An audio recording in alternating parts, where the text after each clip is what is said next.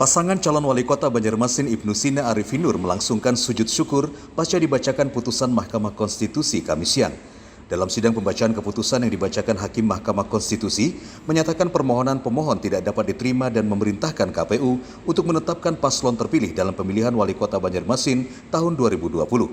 Calon wali kota Banjarmasin terpilih Ibnu Sina Arifin yang turut hadir dalam agenda sidang pembacaan putusan secara virtual dari MK mengatakan setelah perjalanan panjang proses pemilihan akhirnya didapat keputusan final yang ditetapkan MK. Ibnu Sina mengajak seluruh paslon yang ada untuk membangun kota Banjarmasin menjadi lebih baik.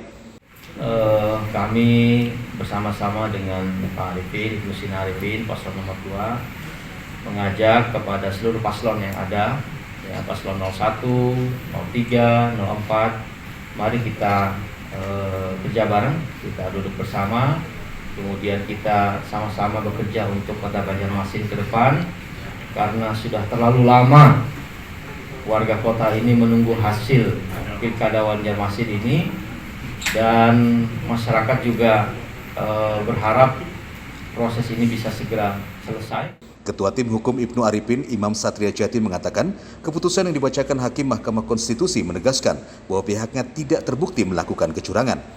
Dari pihak kami tidak ada pelanggaran baik administrasi, tidak ada juga yang terbukti, bahkan yang sempat dilaporkan oleh paslon lain, pelanggaran yang dituduhkan ke kami tidak terbukti di Bawaslu ataupun dalam proses penegakan pidana pemilu.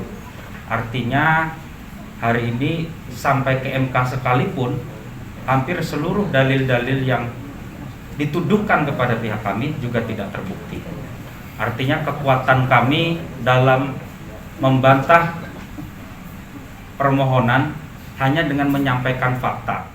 Dari akumulasi hasil suara keseluruhan Pilwali Kota Banjarmasin di 5 kecamatan, paslon Ibnu Arifin meraup sebanyak 89.378 suara. Sedangkan pesaing terdekat, paslon nomor 04 Ananda Mustafa Zakir memperoleh 81.262 suara. Total selisih kedua paslon tersebut adalah 8.116 suara. Dari Banjarmasin, Dirgantara, Kalsel 1net.